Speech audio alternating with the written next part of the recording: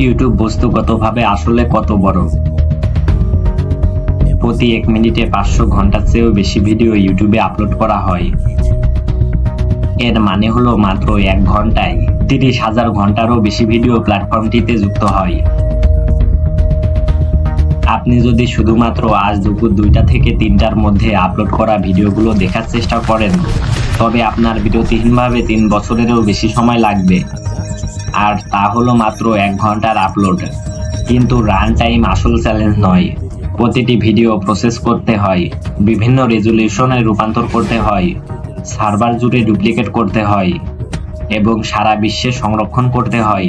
কিন্তু ইউটিউব শুধু আপনার ফাইল সংরক্ষণ করে না। যে মুহূর্তে আপনি আপলোড চাপেন, তখন ট্রান্সকোডিং নামক একটি প্রক্রিয়া শুরু হয়। আপনার ভিডিও কয়েক ডজন ভিন্ন ভার্সনে রূপান্তরিত হয়। একজন ব্যক্তি যিনি একটি প্রত্যন্ত গ্রামের দুর্বল 3G সিগন্যালে দেখছেন, তার জন্য একটি অতি ক্ষুদ্র ভার্সন এবং কারোর বাসার ঘরে 8K টেলিভিশনের জন্য একটি বিশাল হাইব্রিড রেট ভার্সন। একটি 10 জিবি ভিডিও দ্রুত গুগল সার্ভার জুড়ে 10 বা এমনকি শত শত জিবি প্রসেসড ডাটায় রূপান্তর হতে পারে। এই ব্যাপক বৃদ্ধির কারণে স্টোরেজ চাহিদা এত দ্রুত বাড়ে। প্রসেসিং এবং অতিরিক্ত কপি এর পরে সেই 1 ঘন্টার আপলোড মোটামুটি 1 পেটাবাইট নতুন স্টোরেজ গ্রহণ করে। বস্তুগতভাবে এটি একটি আধুনিক উচ্চ ঘনত্বের সার্ভার র্যাকের প্রায় 1/4 থেকে অর্ধেক। আর যে মুহূর্তে সেই ঘন্টাটি শেষ হয়, পরেরটি শুরু হয়। এখন 1 ঘন্টার হিসাব বাদ দিয়ে পুরো দিনের হিসাব ধরুন। 24 ঘন্টায় ইউটিউব 7,20,000 ঘন্টারও বেশি ভিডিও গ্রহণ করে। এটি একটি একক দিনে আপলোড করা 80 বছরেরও বেশি ফুটেজ। এই সব সংরক্ষণ করা একটি বিশাল কাজ। প্রতি ঘন্টায় প্রায় 1 পেটাবাইট হিসেবে পুরো একদিনের আপলোডের জন্য প্রায় 24 পেটাবাইট নতুন স্টোরেজ প্রয়োজন। ফিজিক্যালি হিসাব করলে এটি প্রতিদিন যোগ করা প্রায় 6 থেকে 12টি পূর্ণ সার্ভার র্যাক। আর আগামীকাল এটি আবারও ঘটবে। আরও 80 বছরের ভিডিও সার্ভার র্যাকের আরেকটি সারি। র্যাকগুলো কেবল বাড়তেই থাকে। এখন সেই দৈনিক আপলোডগুলোকে একটি পুরো মাস ধরে জমতে দিন। 30 দিনে ইউটিউব 2,10,00,000 ঘন্টারও বেশি ভিডিও গ্রহণ করে। এটি একটি একক মাসে যুক্ত হওয়া প্রায় 2400 বছরের ফুটেজ। এটি সংরক্ষণ করতে সেই দৈনিক র্যাকগুলো গুণিতক হারে বাড়তে থাকে। মাস শেষে মোট পরিমাণ প্রায় 360টি সার্ভার র্যাকে পৌঁছায়। সেই স্কেলে অবকাঠামোটি একটি বাস্তব ডাটা সেন্টার হলের মতো হতে শুরু করে, যেখানে মেশিনের দীর্ঘ সারি অবিরাম চলছে। এবং যখন শত শত র্যাক একসাথে এভাবে কাজ করে, তাপ একটি গুরুতর ইঞ্জিনিয়ারিং চ্যালেঞ্জ হয়ে দাঁড়ায়।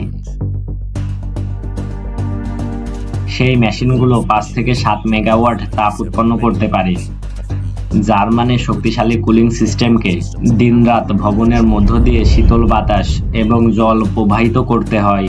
এসব অনবরত কাজ করে যাচ্ছে শুধুমাত্র 1 মাসের ভিডিওর সাথে তাল মিলিয়ে চলতে। এখন সেই মাসিক বৃদ্ধিকে একটি পুরো বছরে প্রসারিত করুন। 12 মাসে ইউটিউব 21,60,00,000 ঘন্টারও বেশি ভিডিও গ্রহণ করে। এটি 1 বছরে যুক্ত হওয়া প্রায় 29,000 বছরের ফুটেজ। এটি সংরক্ষণ করতে অবকাঠামোটি প্রসারিত হতেই থাকে। পুরো বছর জুড়ে তাল মিলিয়ে চলতে প্রয়োজনীয় হার্ডওয়্যার প্রায় 4,000 সার্ভার র্যাক পর্যন্ত যোগ হয়, যা 1 ডজনেরও বেশি বড় ডাটা হল পূর্ণ করার জন্য যথেষ্ট। সিস্টেমটি একক ভবনের বাইরে চলে যায়। এটি একটি সম্পূর্ণ ডাটা সেন্টার ক্যাম্পাসে পরিণত হয়, যেখানে সার্ভারের গুদামগুলো পাওয়ার সিস্টেম, কুলিং অবকাঠামো এবং হাই স্পিড ফাইবার দ্বারা সংযুক্ত। এই ধরনের সুবিধাগুলো লক্ষ লক্ষ বর্গফুট জুড়ে বিস্তৃত হতে পারে, যা ডজন ডজন ফুটবল মাঠের সমান এলাকা দখল করে। এবং এখানে সেই সংখ্যাটি সম্পর্কে চিন্তা করার একটি অদ্ভুত উপায় আছে। আপনি যদি শুধুমাত্র একটি নির্দিষ্ট বছরের আপলোড করা ভিডিওগুলো দেখতে শুরু করেন, এবং কোনোভাবে দেখার সাথে সাথে সময়ের পিছনে ভ্রমণ করেন, তবে আপনি সেই ভিডিওটি শেষ করবেন প্রস্তর যুগের কোথাও। আর যখন আপনি শেষ করবেন ততক্ষণে আরো 1 বছরের আপলোড ইতিমধ্যেই অপেক্ষায় থাকবে, এবং সেই বাৎসরিক বৃদ্ধি কেবল একবারই ঘটে না। 2005 সাল থেকে এটি প্রতি বছর ঘটছে। আজ অনুমান করা হয় ইউটিউবের মোট আর্কাইভ 10 থেকে 15 এক্সাবাইট ডাটার মাঝামাঝি কোথাও। এটা কল্পনা করাও জটিল। আপনি যদি সেই ডাটা 1 টেরাবাইট হার্ড ড্রাইভে সংরক্ষণ করেন এবং সেগুলো একটির ওপর একটি স্তূপ করেন, তবে সেই স্তূপটি আন্তর্জাতিক মহাকাশ স্টেশনের চেয়েও উঁচুতে পৌঁছাবে। কিন্তু ভিডিওগুলো সংরক্ষণ করা গল্পের কেবল একটি অংশ। সেগুলো পৌঁছে দেওয়ার জন্য একটি বৈশ্বিক মেশিন প্রয়োজন। গুগল বিশ্বজুড়ে বিশাল ডেটা সেন্টার পরিচালনা করে, যা মহাদেশগুলোর মধ্যে প্রচুর পরিমাণ ডাটা সরানোর জন্য ডিজাইন করা, এবং অনেক ক্ষেত্রে সেই নেটওয়ার্কগুলো সমুদ্রের তলদেশ দিয়ে চলে। গুগলের নিজস্ব মালিকানায় বা নিয়ন্ত্রণে 1 লাখ মাইলেরও বেশি আন্ডারসি ফাইবার অপটিক্যাল কেবল রয়েছে। এই কেবলগুলো যেমন ইউএস থেকে ইউরোপ সংযোগকারী গ্রেস হপার বা আফ্রিকার উপকূল পর্যন্ত বিস্তৃত ইকুয়ানো হলো ইন্টারনেটের আক্ষরিক ধমনী। সেগুলোর ভেতরে আপনার ভিডিও আর ডাটা থাকে না, এটি আলো, লেজার, মানুষের চুলের মতো পাতলা কাচের তন্তুর মধ্য দিয়ে প্রতি সেকেন্ডে কোটি কোটি বার স্পন্দিত হয়। আপনি যখন একটি ভিডিওতে ক্লিক করেন, সেই আলো হয়তো 5000 মাইল ভ্রমণ করতে পারে, অন্য গোলার্ধের একটি ডাটা সেন্টারের মধ্য দিয়ে বাউন্স করতে পারে এবং আপনার ডিভাইসে ফিরে আসতে পারে আপনার চোখের পলক ফেলার চেয়েও কম সময়ে। এটি পৃথিবীকে 4 বার মুড়িয়ে ফেলার জন্য যথেষ্ট কেবল। কোটি কোটি মানুষের কাছে তাৎক্ষণিকভাবে ভিডিও পৌঁছে দিতে এই সব একসাথে কাজ করছে, এবং সেই মানুষগুলো প্রচুর ভিডিও দেখছে। প্রতিদিন মানুষ 100 কোটি ঘন্টারও বেশি ইউটিউব দেখে। এটি প্রতি 24 ঘন্টায় প্রায় 1,14,000 বছরের মানুষের মনোযোগ। সবকিছুই এই সিস্টেমের মধ্য দিয়ে প্রবাহিত হচ্ছে। একটি মেশিন যা মানুষের ইতিহাসের বৃহত্তম ভিডিও লাইব্রেরি সংরক্ষণ, প্রসেস এবং ডেলিভারি করার জন্য তৈরি।